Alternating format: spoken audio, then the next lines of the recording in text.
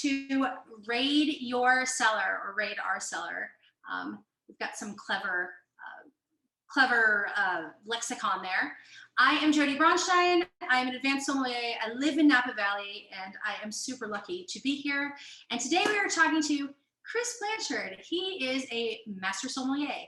He works for Vine Hill Ranch. He makes the best fried chicken I have ever had, next to Sean Brock's. I think they're kind of equal. He has a gorgeous daughter. He's super funny. He is a wonderful mentor. He has provided lots and lots of blind tasting excellence, and we are here to talk about Vine Hill Ranch. Welcome, Chris. Thank you so much for having us, and welcome to Vine Hill Ranch. We're coming to you from the farmhouse, which is smack dab in the Vine Hill Ranch vineyard, and we're going to taste two pretty amazing wines. So the VHR 2014 and the 2017. But I don't know if I can do this, but I'm going to pick up, because we still have a little bit of light left. Do it.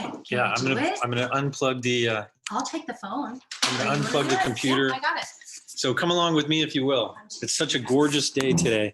We've had quite a bit of rain in the last 24, 48 hours, but the sun is shining throughout the valley. So where we are right now, we're looking out. This is Highway 29. You may be able to see the cars moving along. This is northern direction. And as we come along through here, hi Jodi. Let's talk to the people. So this is the Vaca Mountains. So we are in a valley between the Vaca and the Mayacamas, but we're going to sort of see those, right? All right, so here we go. So we're heading south as I turn the computer on the Vine Hill Ranch vineyard while we still have this beautiful light. And looking upon the vineyard are different blocks, which we'll talk about shortly. Block 6, which is up in the foothills. Hopefully we still have a nice connection up through here. We're gonna try. Because soon we'll be tasting the wine. I wanted you to get a little familiar with where we are. Anyway, we're smack dab in the, well, actually not smack dab. We're actually on the southern, southwestern corner of the Oakville appellation. Right down through here is where Yountville is. And this vineyard is full of history. I mean, going back 150 years at least to what was an amazing farm here. And we'll talk a little bit more about it soon. But let me go ahead and put the computer back, and we'll tell you a little bit history. So let's look at this. And this is where we're tasting today. So it's kind of a unique experience because Jodi is also doing an Instagram. Is that right? An Instagram I believe we're doing Instagram Live at the same time, right? I guess we are doing all the things, guys. This is what happens when, because of COVID, we've had to cut back on the PR team. Just kidding. We are the PR team right now. So we are doing the best we can. All right. So hopefully we got to see some beautifulness. I think maybe down a little bit. Is that right? Yeah, perfect. And then Chris Blanchard, if you can sit down. I have no serviette. This is an outrage. All right, so today, Jodi and I have picked two white wines that we were going to talk about, and they're two of my favorite white wines. So we'll try those first. Well, yeah, that'd be great. I can't do it, but I'm backhanding you. I can't do it. So, I can't live like this. I'm sorry. So we'll pour it together. Okay, so we've got this. So the first wine we're going to try is a wine from Sommelier, which is a producer called Arnaud Lambert. And Arnaud Lambert is in the Loire Valley. So the appellation is called Saumur. So Sommelier is a Chenin Blanc based wine, and Arnaud Lambert is a young guy who has access to some pretty amazing vineyards in the Brézé region. Blessed. So this is what we've got here, guys, and I believe that this is available through Benchmark. Right. That's why we picked a couple of the wines to start out with. Are you starting with Sommelier over Chablis Porquet? Yeah, so Sommelier, as I said before, is 100% Chenin Blanc. These vineyards are some of the best in the world, especially for the prices. And I know that Benchmark has a fairly good supply, or at least a few more bottles of this vintage, which is the 2015. So there's this hill, sort of a coveted hill behind some, and I was there 2 years ago with my wife, had a great time, and sort of stumbled on this hill of Brézé. we had a chance. Actually, I'll be honest with you, my wife was a little flustered because we had the wrong directions. We were trying to go see this, this chateau or whatever. A lot of castles. We're like, oh my God, it's another hour that way. Forget it, right? So we found this little wine shop right on the river, and we walked into the wine shop, and the guy says, well, let me introduce you to some of these wines. And we were like, whatever, just give us some wines. We need to chill out. And so one of the guys who had just left the shop was this guy, Arnaud Lambert from Saumur. And he left his cell phone number. We're going to go see him. I know it's a long story, but the wines are pretty fantastic. And if you're looking for a great value in white wine, there's nothing better than this region of the Loire Valley for Chenin. And then the other wine we're trying, you have any questions? I don't have any questions. If you can read what there's a. And the other wine we're trying, so it's like wines are all about stories. So it's the stories that you've had in the past, and it's the people that you met. This was another. So this looks like a Ravenel bottle, but it's actually a producer called Laurent Tribut, and Tribut, Tribut. I was so happy to see this in the benchmark inventory. This is the 2018 vintage. And so I happened to visit him by accident in Chablis quite a long time ago. These are good accidents you're having. Like, yeah, these are, like, I stopped into a wine store and my French is okay, but my Spanish is better. So we walked in there, and the guy doesn't speak any English at all.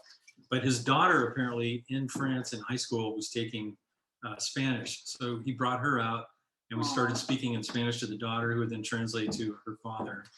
And I believe his wife is related to the Ravenel family. I believe, I can't remember. It's Dovesat maybe, but. Well, that would account for the label. Looks very familiar, no? So this is this small little vineyard of Premier Cru called Côte de Lachette. And I was super excited to see the 2018 in stock. As well, there's a number of bottles of the basic AC Chablis that are available. And so I had the opportunity to request to taste these before we get into Vinal Ranch, and yay. Honestly, I'm getting smarter in my old age. Well, that's what we all want to do. So people are writing in what they're drinking right now. I see some Anthill Farms, some Bauge Village, which sounds delicious. So you picked these wines, you picked whites. I'm actually flipping. I want the Chablis first. Like, I don't even want to, I can't do it. I guess maybe I'm used to flights where we're starting off with, is that bad? So I'm going to go with the Chablis first. And you pick these because you have a story, because you've got some sort of association. And I know that we don't have the VHR in the glass yet, but I want to talk about stories with VHR, if that's okay with you. Wine is about stories. That's about everything. I'll start with mine. How about that? So my journey with Vinal Ranch, and he has no idea I'm going to talk about this. My journey with Vinal Ranch started in 2017, and I was a sommelier at a restaurant in Boston, which does not exist anymore, but was there for 40 years. And it was... Was that before Charleston? It was after Charleston. Oh, wow. This was... That's where I met you. You met me in Charleston? Yes, yeah. Really? McCrady's. Oh. McCrady's. Oh, McCrady's. McCrady's long ago is the love of my life.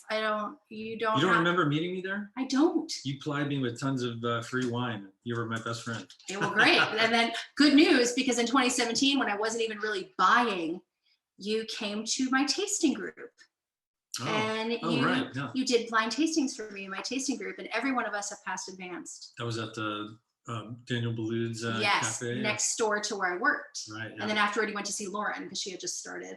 And I went up there to bring her the wine, and you had already been there. So it was like trying to help all the people. So anyway, I didn't remember the name that you were McCrady's. Well, that's dynamite. Yeah. All I know is that we did lots of old world wines. We did a ton of pairings, and it's kind of where I got to taste some Napa, but not as much, more than when I worked at McCrady's. We had Long Meadow Ranch, Rosé by the Glass. It's where I first had Patz and Hall, and Donald Patz is one of my favorite people in Napa Valley. He's great now. And you came and you did blind tasting with us, because we're all taking advanced for like the first, third, fourth, all the people were taking all the things. And I always appreciated that you did that. So let me say thank you. But to have in the middle of a cold, Boston is windy and cold most of the time, to be able to like taste this like sunshine in the glass it was gorgeous, honestly. And I was like, I kind of miss wines like this. when you're on the East Coast at Somme, you kind of feel like you're closer to France, which I'm pretty sure is a lie. But you feel like, well, roll because I'm practicing on me. And You know what I think that vintage was? I think it's the 2014. I think it was. We're gonna try. And we are gonna try. Can we just put it in the glass? You already have some. Yeah, well, Did you start I ahead had to of get me? started early. He's not following the rules, and that's fine. So we have the 2014 Vine Hill Ranch. I'm gonna pour that next. So when I came to Napa, I have no serviette, and this is a disaster. That's like 2 demerits. It's 10 points from Ravenclaw for not having one. That's okay. That's fine. So when I got to Napa Valley, he invited me out, Amanda McCrossan, who got me to the Valley. Thanks, Amanda. He invited us out to VHR for a day. It was a Somme day, like 10 of us in the Valley. And we had lunch and we drank through all the vintages. And you've done that every year, except for this year, obviously, right? And maybe last. But no, I went last year. It was early. This year, yeah, it was a year ago, actually, right now. Yeah, so I was there last year. Right. Anyway, I love these wines, and I don't know if you heard the last video that I did, but these wines flew out of the list at Press, where I was most recently a Somm, mostly because I really loved them and I sold them all and did get in trouble for that and was told to sell anything else to knock it off. And so then, because it was selling so well. Listen, you know, I get excited about something and I'm excited about something. That's it. I'm not going to just sell something else because I'm a one wine girl when I like it, you know, and I'm that way in real life too. But so 2014 was the second year of the drought. Of the drought. Yeah, it was the second year of the drought. This 15 was the last year of the drought. And there was 30 to 50% less at harvest, right? Smaller production year. So this was the 14. And what can you tell us about it?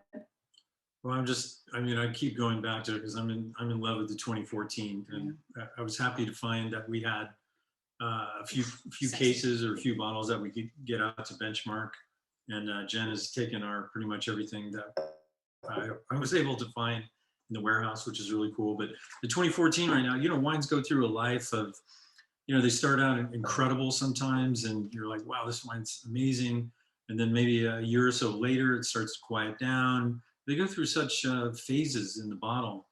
And that's why we started to release a little bit later as well, to give it a little more time to find itself, like my kids and all that. But so the 2014 for me, for the last few years, has just been singing. I mean, it's just incredible. So we decanted these about 4 or 5 hours before. We're going to try the 2017 as well. Did you? 4 to 5 hours? Yeah. Ooh, if I were still working at Press, I'd be mad. No, this is, for me, I don't know. I mean, I've done a lot of testing on it. It's ready. Yeah, it is ready. It's good. For instance, if you go into the restaurant, I mean, a lot of times if you're going to open a great bottle, you find a great bottle on the list, I would call ahead and say, hey, can you open this and have it, you know, I'll pay for it ahead of time, but would you open it and have it decanted? And that is a pro tip, everybody listening. If there is a bottle of wine that you think needs some time, get it open. And Somms are glad to do that logistically. Yeah. It helps us when it's like, you don't have to like throw it in a Vitamix. Just kidding. We don't do that. It helps when you have some time on the wine. So yeah, please do call your restaurant to do that. But for tasting though, when we taste wines, I will tell you that I've had this just opened because we proof all the wines, which is something that I really actually love about Napa, is that here you get to taste all the wines. We couldn't do that in Charleston. You literally would open wine and you weren't allowed to taste it. So while you were pouring it, you would be like, this wine is corked, and then have to figure out how to like kindly excuse yourself. But so I've tasted this just open, and it's also super delicious. This 14 is good all the time. Gorgeous. I mean, it's good. You know, really it's good the next day. You know what I mean? It's. I don't think it's going to make it to the next day here, but I don't think so. I don't think so. In my capacity or my job here at Vine Hill Ranch is as a national sales, you know, representative or manager, and so I, you know, travel throughout the country to some really great places. You know, in great restaurants in, you know, Miami, Florida, Texas, Boston, you know, Chicago, all over the place. And the question I always ask, and I'm asking people that are watching right now, have you ever heard of this wine? Which is kind of fun. So some people, maybe they don't want to admit it, they don't know it perhaps, or maybe they followed it. And most people don't know the pedigree of the wine. and some of the stories that Bruce and Heather Phillips, they're the third generation, which is also very extremely rare in the Napa Valley to have a third generation winemaker and wine grower and owner who have been farming this plot of land that I showed you earlier for more than 60 years. You know what I mean? Which is pretty incredible. But you were going to say, I didn't mean to interrupt you. No, I was going to say, I first heard of Vine Hill Ranch even before I tried yours because of the fruit. I was familiar with the name Vine Hill Ranch. I guess it was surprising to me to know that Vine Hill Ranch actually made their own wine, but it makes sense. It's like Hudson. You see Hudson for different things. Only since 2008. So 2008 was the first vintage. Yeah. So there's a great story. Yeah. There's a great story that Bruce told me about Andrei Chelychev, who's the hero of Napa Valley, pioneering Russian, amazing little winemaker. And I say little because he was a short guy who smoked cigarettes all the time. And I can just imagine. So he came here back in the early days of BV and the George Latour bottling, and I can just kind of picture him walking around with a cigarette, looking at the vines and selecting fruit for those wines back in the 60s up until 73 or so. And now with Bond and Harlan and some of Lael, some of the amazing producers that use the fruit. I mean, it's a spectacular sight. I remember years ago sitting at Bouchon and people would walk over to me and they would say, "Hey, could you put in a good word with Bruce for me? Because I'd really like to get buy the some of the fruit." fruit. Yeah. So it's kind of cool stories though. It's and that's the fun part about Napa is people will be like, "Hey, if you ever hear of any land for sale, any vineyards for sale over here," and you're like, "Really?" But honestly, if you're at the restaurant, you probably would hear that. We have a question from Roxy for you, and she wants to know, how long is your preferred decant? And I'm going to go ahead and qualify the question for VHR. And I'm guessing it's 4 or 5 hours. Is that what? I mean, yeah. The 2014 is one of those wines that you can just it's perfect. Open it up, you and really pour it can. in the glass.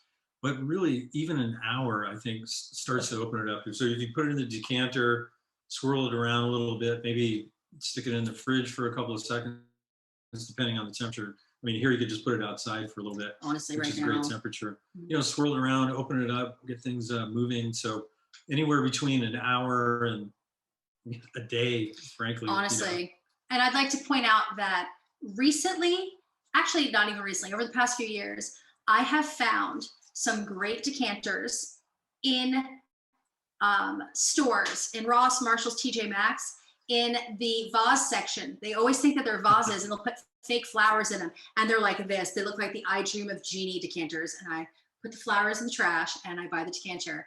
It's a nice gift to give to somebody too, because a lot of people just don't have them. And then they're putting them in plastic Tupperware containers, which not recommended, honestly, on a personal level. But well, I mean, we've all been to Airbnbs if you're on vacation, you bring some great wine and you look around for whatever. Wine key? Yeah, right. Because you couldn't bring one on the plane. My tip is to put some water in that, whatever the vessel is, put some water in it, rinse it around, pour it out, and then smell it to see if it's, there's any funkiness, because it will, So, but anyway, so we're talking about the 2014, the decant time. I mean, like I said, it's tasting beautifully right now. And we also have the 2017, which is a whole nother animal. And I've been drinking a lot of the 2017. I mean, I really love this vintage, and it's gone through all sorts of. Oh, sorry. Yeah. Oh, yes, rude. And you're backhanding me, fire. So it's gone through, as wines do. They go through a lot of different phases, basically. And this wine for me, I think it's in a really amazing phase. As a matter of fact, I had some last night after showing it to a rare account, which never happens. But what, are you going to tell us who it is? Don't be coy on the live Instagram /benchmark thing. No matter where you're watching from, here in Napa, the restaurants have just opened again. Praise everybody. Just opened again for outside service, which is somewhat ironic because they were given about an hour notice, and it's typically it's been raining here and been a very cold week. But either way, so the 2017, in my opinion, if you open it and give it a few more, 4 or 5 hours or so, then you're singing. So that's a lot of preparation. Of course, at night when you're like, oh, I need a great bottle, it's totally fine to go in and pop it open. And I promise you, as somebody who has opened all of these wines like on the fly, like, hey, we just finished this bottle. What would you recommend that we can open right now? never have I said, ooh, this isn't going to be ready. Maybe the 11 just across the board as a generalization for Napa, because it was a little bit cooler, but it depends on the style that you like. This is gorgeous right out of the gate. And that's how we would taste. Did you try the 2017? I haven't tried it Come yet. on. It's been a few months actually. Like Have a nice sip. it's like you're visiting a friend. It really is. Somebody wants you to come to Pennsylvania. Let's see. Yes, Jane Smith, we are happy to hear that Napa's back open. Please come to the main line in Pennsylvania. There you go. All right. He says he's going to. I'm speaking for I him. have to be honest, I'm dying to travel. I really miss going out and seeing accounts and seeing people and seeing new cities and walking around. Me too. So hopefully we're getting close. I really feel like it's going to be like this, almost the 20s again, or the 30s, when everything was coming back and everybody was excited. I think so too. The roaring 20s, So I will come out and see you as soon as I can. I'm going to give a shout out to Press Restaurant real quick, because I know for sure that they have almost all of these wines because I bought them. Yeah. So if you are in Napa, go to Press and see Andrew and Michaela and Vinny when they are open. I know I'm not supposed to touch you during COVID, but I was tapping you because you're one of the greatest sommeliers that I've been around, mainly because I bought all the VHR. Well, that, but okay. Because you're also so good with our baby, and you're just you have the attitude that a lot of sommeliers don't have, which is fun. You want to educate people. You're excited to try different wines. You're always happy. Thank you. And it's like, and you never talk down to anybody, and yet you recommend great wines. So, like Vine Hill Ranch. Well, I will say this. A lot of people like Chablis. When I first started studying wine, I was older, and it was like my fourth career. And I got out of UVA, and I was going to go to grad school to be like a poetry major, and the whole economy had crashed, and I was back in restaurants because I love them. And when I first started studying wine, it was like, I feel like it's made difficult for no reason but to make other people feel important. And my job as a sommelier is to translate. If you don't care that Chablis is 100% Chardonnay, great, you don't have to care. But if you're old enough that you remember that Chablis used to be a blush wine from California that was made in bulk, then I'm going to tell you, I know it used to be this blush wine and it's actually 100% Chardonnay. Nobody likes to be talked down to. And what I like to say during wine school and such is, the first thing you start drinking is probably not what you are going to end up drinking. The first bottle of wine I think I ever bought was Rex Goliath, no kidding. It was 2 for $7.50 at the Kroger in Surfside Beach, South Carolina, and I thought I was so fancy. And I was learning about it. Of course, I was drinking it in like a bikini with a cover up and some olive bread. And this is not so long ago either, people. But you learn, you have your own taste, and everybody is welcome. I love Riesling, and people will fight to the death to tell me it's sweet. It used to be. And there are some, but it's not. And if I were grape, I would be Riesling. So let's see. Can you please give the aroma, taste, mouthfeel? Before you go there was a question earlier about the 2011. Sure. That we missed. See. And Did so I miss it? I should also mention here at Vine Hill Ranch. Yep. It's a small team. So we're sitting at this table in the farmhouse where occasionally we'll entertain some of our guests and people that are members of our registry club. But at this very table is where the 5 of us sit. And so let me mention Bruce Phillips and Heather Phillips. They're the owners, the 3rd generation owners. And then there's Mike Wolf, who's our vineyard manager extraordinaire, who's worked this land for so many years.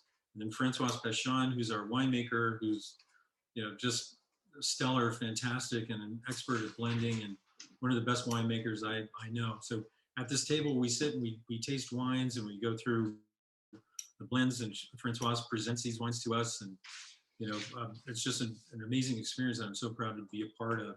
And when we were talking about, somebody had mentioned something about the 2011, and I think they want to do it live. So Kent would like to ask his question live. Can we hear that? Can you hear me? Yes. Hello. We're actually calling from our wine room in Central Ohio. Wow. Welcome. Hello. Hello. Hello.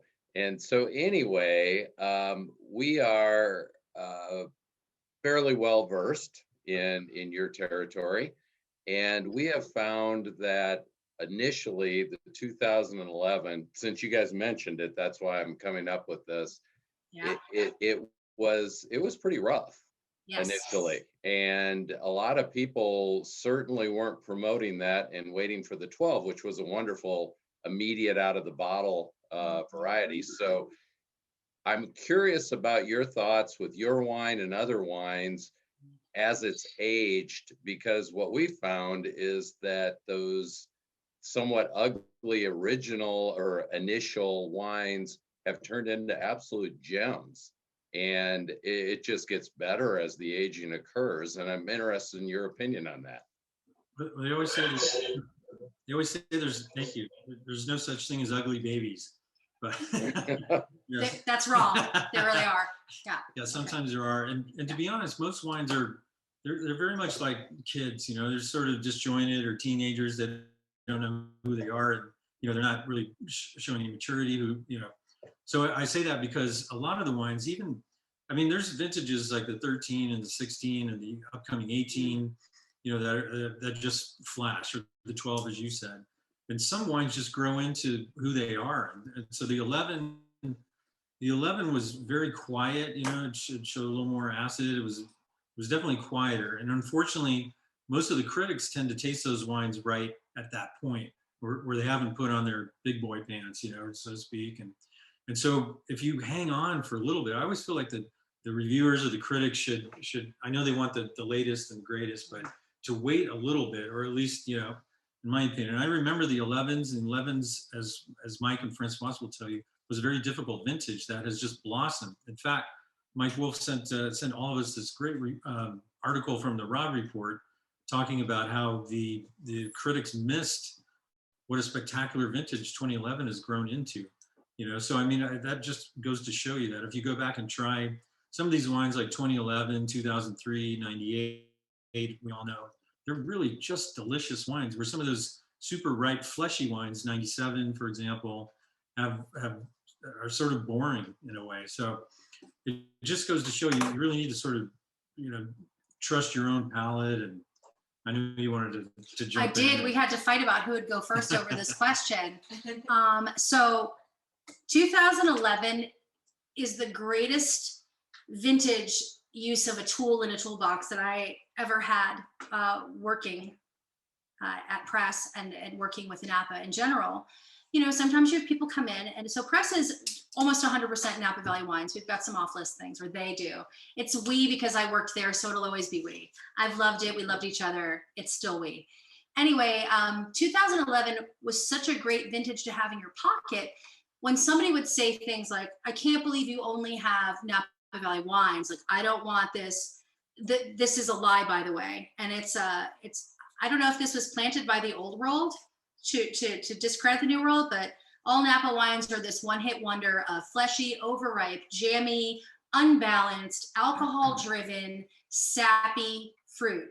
And that is a lie. It's especially a lie with 2011, because what I got a chance to do is to be like, okay, so you're looking for something more, you like Bordeaux. So you go with a producer in Napa.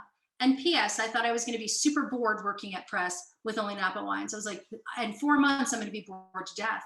This is going to be, and you know, I had that kind of in the back of my head. I think I felt the same way. And then you get here, and it's not. You know, there are different winemakers, there are different styles, and when you find something you like, and this is where your sommelier is helpful, they should be able to marry you to a producer that, regardless of what's happening with the vintage, has a style you like, and they will fix it. That's their job. Winemakers are creating things. You have what you have in the vineyard, but everybody has a style. Is it a lot of oak? Is it lean? Are they going to pick 3 times? Is it biodynamic? Are they spraying? Is it house style every year? There is vintage variation. So even some of those richer, riper ones, 11s are home runs because they were leaner because it was colder and there wasn't as much sunshine. Sunshine equals ripeness equals higher alcohol. And just like anywhere in the world, you have to look towards the producer. Correct. So I always say, I mean, there's a lot of, if I may, a lot of flash in the pan wineries here in the Napa Valley. I mean, there's a lot of stories like that. Shots fired. Well, you know, I'm just saying. But my point is that a winery and a vineyard like Pine Hill Ranch where you have Mike, who's worked this land for, decades. You have Francoise, who's familiar, with this land for so long and working at Arajo as she did. And you have Mike is like almost intimately familiar with every single vine out here. And when I worked with Tony Soder, who was initially, helping and planting the vineyard out here, I mean, that's the thing. When you have that experience, you know exactly. It's like kids, you know exactly what they need, what they respond to, and that's so different in a vintage like 2011, where some people are freaking out and like, what do I do? What do I do? Or other vintages that are too wet, Right. or you've got mildew and all this other stuff. To be able to just like hang in there and know what this vineyard can do, given the age of the vines, 25 years plus, that says a lot. I think that's something you look at when you're buying wines from different producers. And somebody had mentioned, like the 91 being similar. Actually, David Parker, 91 and 90. So 90 was like such a fanfare. I happened to be working with Tony Soder at the time at Etude, and his 91 was like one of the best wines I'd ever tried in my life. Better than the 90. Like Chateau Margaux 83 is way better than the 82. But and that people, 83 is legendary. Agree. And we were talking about, so 2017, which is our current release in the market. It's delicious. People go, 2017. So I mean, everybody has their own opinion on whether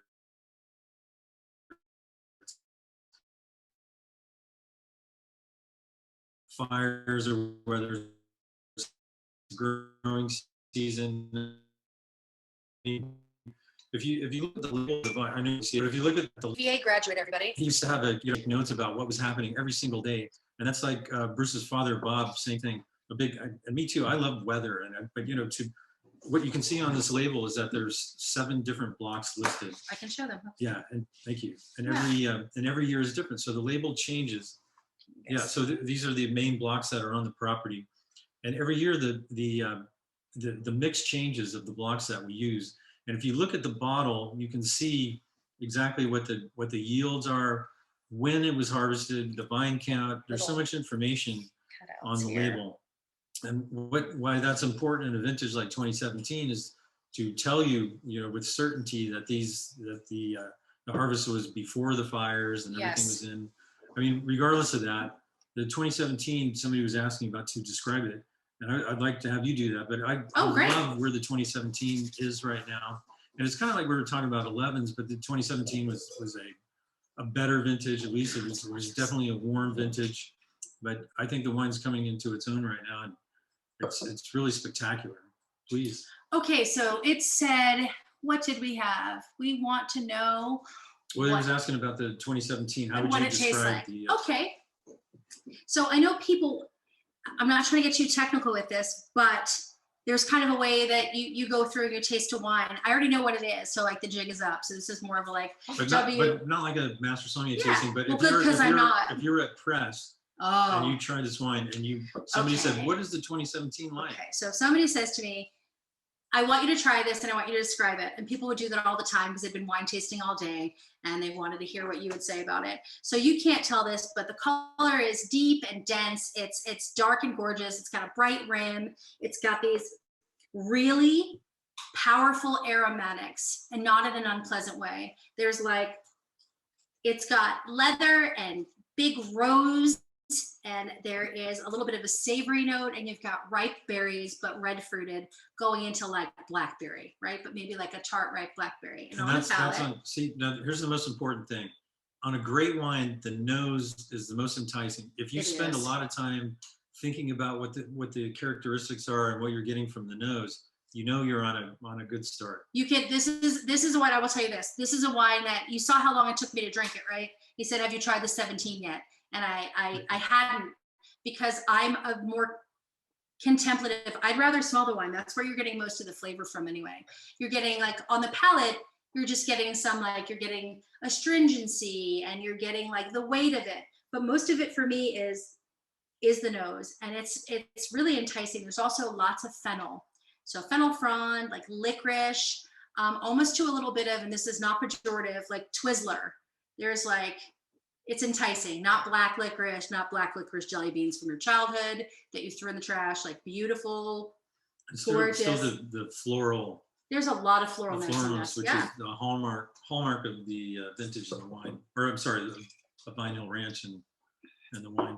I literally can't really even taste wine unless I spit. So it starts off and you're like, okay, this is juicy. I'm getting all those berries. And then it immediately changes. So what happens is all the fruit becomes a little more tart. You're getting bright acidity, which you're never supposed to use. And I don't agree with that. So this has acid is to wine like salt is to food. You've got to have it. And you've had wines where you don't have it and you take a sip and nothing happens. And then that's when you drink a lot of it because it's not important. It's like pasta without salt in the water. It's never going to be that great, right? You have to salt your water. Am I right? Yeah, You have to salt your water. Anyway, so this has beautiful tannins, and that's like a little bit of astringency on the palate, which primes you for food. Food and wine are married. I know people in Napa are drinking bottles of red wine with nothing in front of them. Those people are not me. I want food with this. There's a beautiful, gorgeous charcuterie plate that we couldn't fit on the table because flowers won, and I of course wanted the food on the table to show you. Thank you, Heather. Yeah. Oh, Heather, thank you, Yeah. Heather. Anyway, it's going to be beautiful with this once we're done because I'm not eating on camera. But it's got body, it's got richness, but there's leanness here. It cleans up after itself. It gives you all the fruit, and then it takes it away, and you are desperate for another sip of wine or for some food. And this makes it a beautiful pairing wine. That's awesome. It's delicious. It really is lovely. And One there's of so the- much One of the more- odd things is that my 2017 is really low. Right? My 14.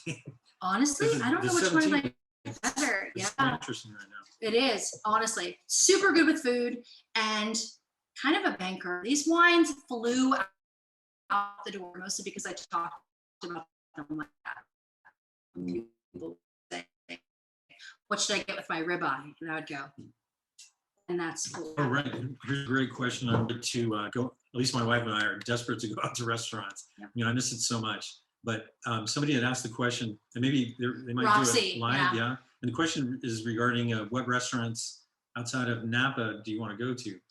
Well, Ooh, it's funny, but we just moved to St. Helena from Napa, high and five. we're right downtown, and all these great restaurants are around, but we can't go to any of them. So we're doing a lot of takeout currently, and you know what I mean. We're driving around down to Napa, but some of I was just talking about missing out on travel, Yeah. which is kind of be fun. I know she wants to ask it live, but I I think kind of want to get into it. I think we're gonna do. Well, I'm gonna answer that. I want to go to Torque. Torque is become a favorite of mine in Napa. And then outside of Napa, Outside of Napa, I want to go to Manresa. yeah, I want to that's go a to great- Manresa desperately because I also want to go to Ridge again.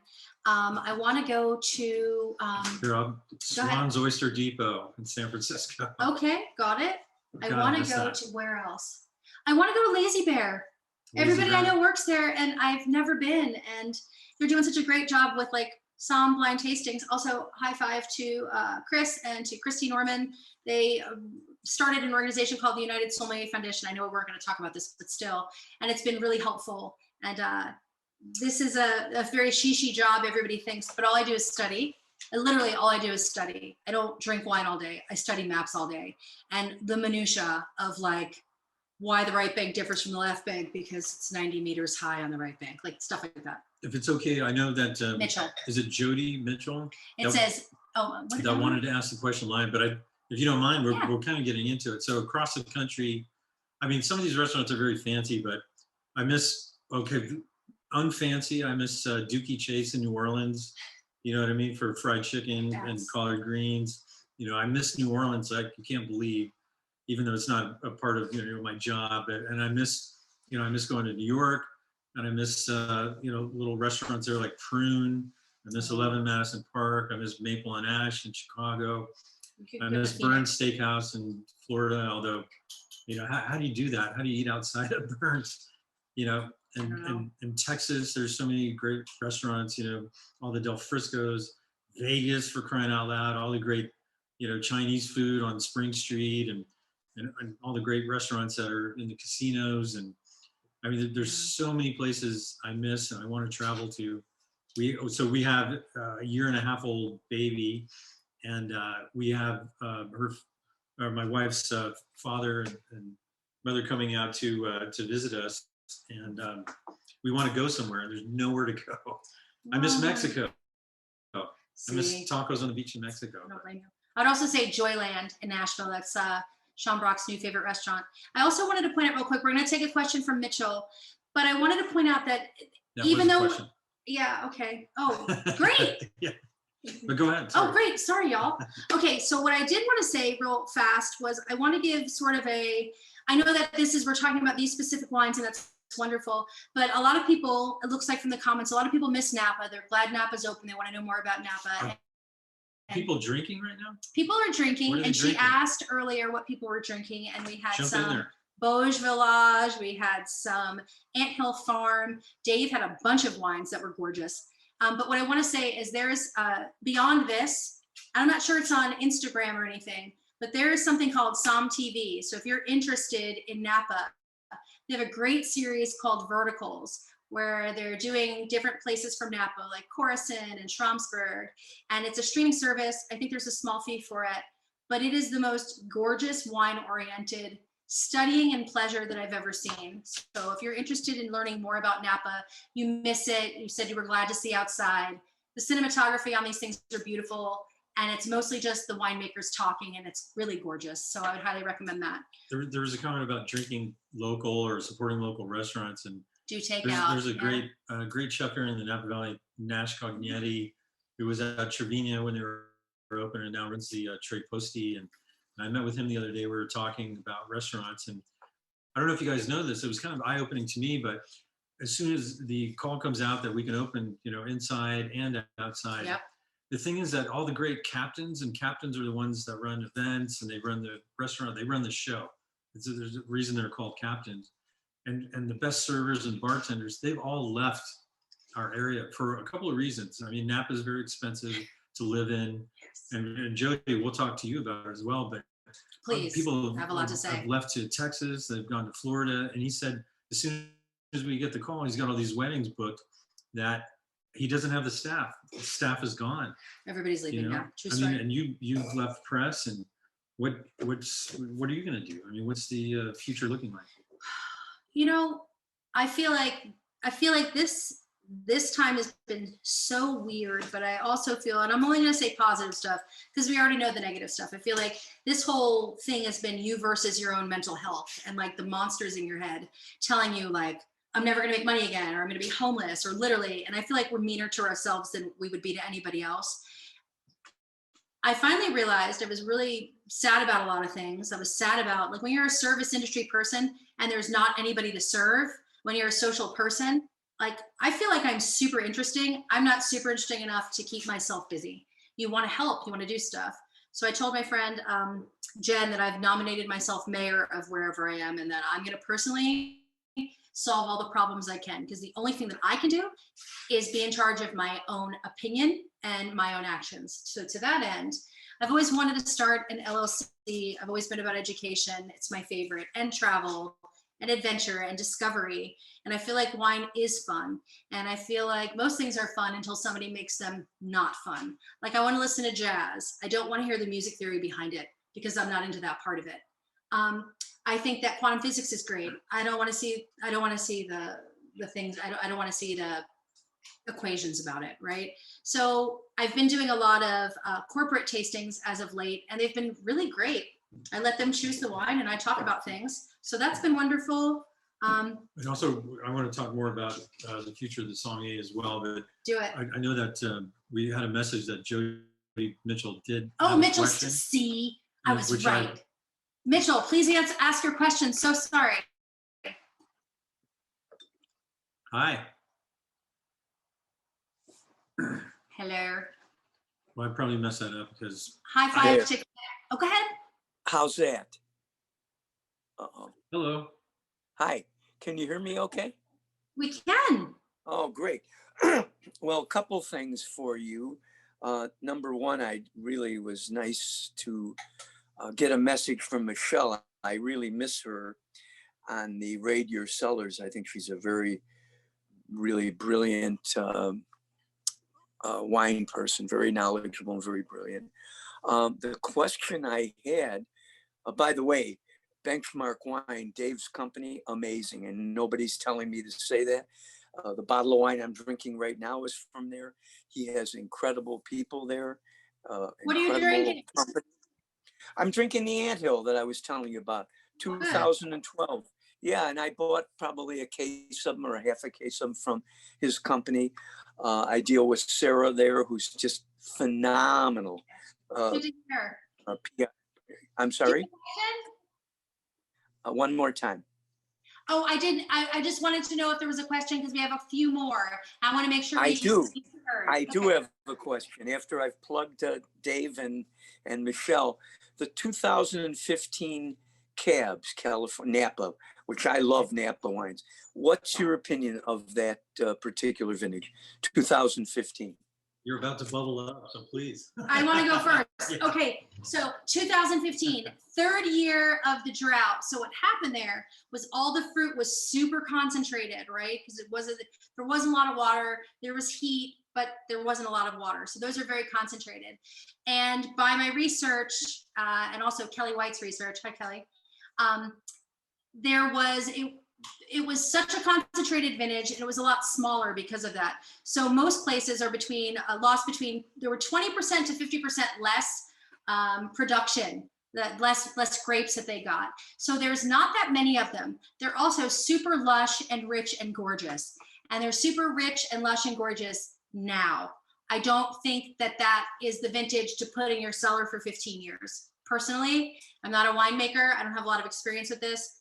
It's a gut feeling. What say you? Well, I love the 2015s. I mean, Me too. they're strong wines. I mean, sometimes you think of wines as sort of male and female or masculine and feminine. And for the 2014 has that just, has that lushness and richness. Mm-hmm. And the 2015 is more of has more of that power. Oh, see, that's my favorite vintage. Exactly. It is. They're like you. You have more of the power and strength. Exactly. But precisely. Yeah. Yes, agreed. So I mean, it's really cool because every vintage that we produce here, like I said, 2008 was the first vintage. Everyone is different, yet there's such, we can always tell the character. And as we taste through all the lots, and Francoise makes these, blends that hopefully will will be the final wine. You always get that classic. And for me, I don't know what it is, but it's something that just makes me smile when I taste it. And like, wow, that's delicious. You can feel the dynamite and the power in it. And for me, it's really for Vine Hill Ranch is that it's the aromatics, as we were talking about. Agree. Before. When it took you a while to get into, I like the 17. Wine. Yeah, I do. I cool. like the 17 better, actually. For right now, I do like it better. Thank you so much, Mitchell. We have another question, and it was, people wanted to know what the scores were on the 14 and the 17, and there was a 97 somewhere on the 14. Do you have any idea what the 17 was? I hate to be a dummy, but I don't remember the scores. I do. The 2016 has 100 points. Oh, yeah, right. Because everybody asked for it at the restaurant. And actually, I tried to buy everything but the 16, and you said, you're not going to buy the 100-pointer. And I was like, okay, fine. It'll matter to someone. 16 is like a dream vintage. It doesn't matter what you did. It was gorgeous. Yeah, everything came together on that one. But beautiful. For me, it's, I mean, we can surely look it up, but I don't remember the scores, and I don't, for my market, I don't pay attention to them very much. But I know that, in sort of looking back, everything, even the 2011 has rated, above 95, and we're very happy to get that 100-point on the 96 and the 2018. Anthony Galoni just bestowed a great 98-point thing. I mean, and the verbiage is so great. I mean, the points are really cool, and it's a great feather in your cap. But the way some people talk about the wines, or the way that they just show themselves is, so impressive. I know we talked about the 2011 with critics not really getting the vintage so early on, but and I see a rating there, 2014 97 plus, excellent. But to me, I mean, it's great. Yes, if you don't know the wine, this is one of those wines to have in your back pocket. That is, even with 10 years of vintages, is still an up and comer. I mean, it's one of those wines that people in the know, talk about with every vintage. And if you ever get a chance to visit the Napa Valley, please come by and check it out. We're right. So the vineyard, if you sit at Brick's restaurant and have Sunday brunch or whatever, and look to the right. Yeah, you look to the right. Yeah, it's right. It's right before Brick's. I also wanted to talk really fast. I know we don't have a ton of time. I wanted to talk about Mike some more, and I definitely want to talk about Francois because she was the San Francisco Chronicle, I believe, winemaker of the year in 2019. Right. And she is, I'm not allowed to cuss, right? She is amazing. She's smart and savvy and sometimes in the Napa Valley, people, sometimes the winemaker thing could go to their head, you know what I mean? Not with her. But Francoise, she just thrives as a bookworm, or should I say sort of like a wine worm. That's why I like she loves being in the cave, she loves making wine. And I love that her hands always are almost stained, you know what I mean? She's like the greatest winemaker. She's like salt of the earth. Like she's literally does beautiful. She creates beautiful things. Right. And I will say this, she's literally one of my favorite winemakers. We were thrilled when she got that honor. You can say girl crush, it's fine. I don't know if it's that much. I just really respect her. It's like Francois, Kathy Corson, the end. There we go. Yeah. And the other thing is, I think in terms of Vinehall Ranch, I know Mike, I know the guy that does like the vineyard management, and then there's Francois. I'd like to know everybody, and then Bruce and Heather come into they come into press, and you get to know the vintages. And I know you. It's like it's a killer team. Honestly, it is, and it is when you can literally speak to wine and not be like, I like the 14 because it's delicious. I can talk about everything ad nauseum. Yeah. Well, they do, but also it's the people that make them. And like, it's like anything else, once you know the provenance of where something's from and you can see it and you drive by it, it's part of the neighborhood. Like they're beautiful things. And if you have not had Vinehall Ranch at this point, you're probably super annoyed that you don't have any in the glass. So I would highly recommend, as somebody who's sold lots and lots of it, because I love it, that you should get on Benchmark and buy. There's the 14 and the 17. Is there any other vintages available on there? So also, who has 14? I mean, nobody. I mean, so Benchmark, I mean, they. Right. It's not even available anymore. No, right? There isn't. No, we made a little bit available.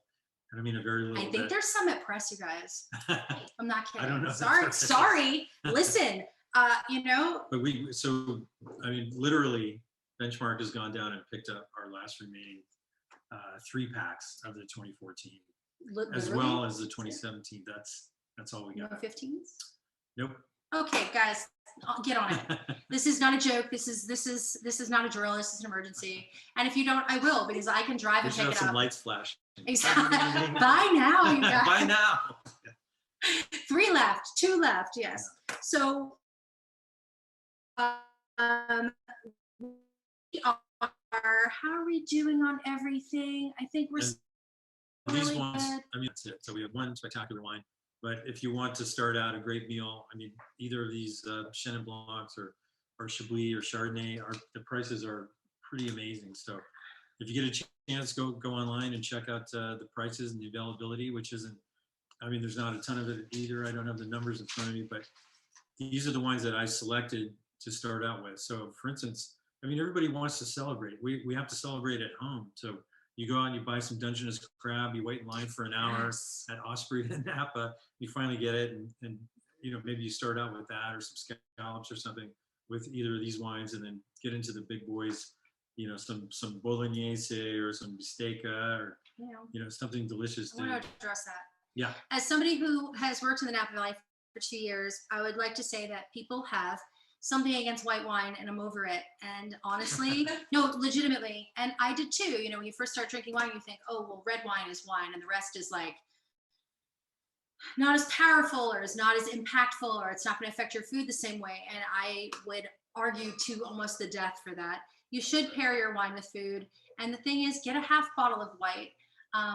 Find somebody that knows what they're talking about. Find somebody that, last night we had super spicy food, and there was a red that was super light in body, and on its own, it just really wanted food, and it crushed the spice. It literally took the chilies and disarmed them, and it became the most gorgeous pairing. It's the same thing with white wines. You might not want to drink Chablis by itself.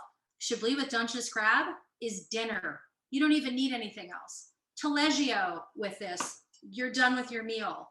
Dumplings in a spicy sauce with Riesling, that's going to be beautiful. VHR with literally anything. Sorry, I think. somebody was asking me to show the Oh, bottle, I think so. this was short rib. You'd black out, guys. I don't know what to tell you.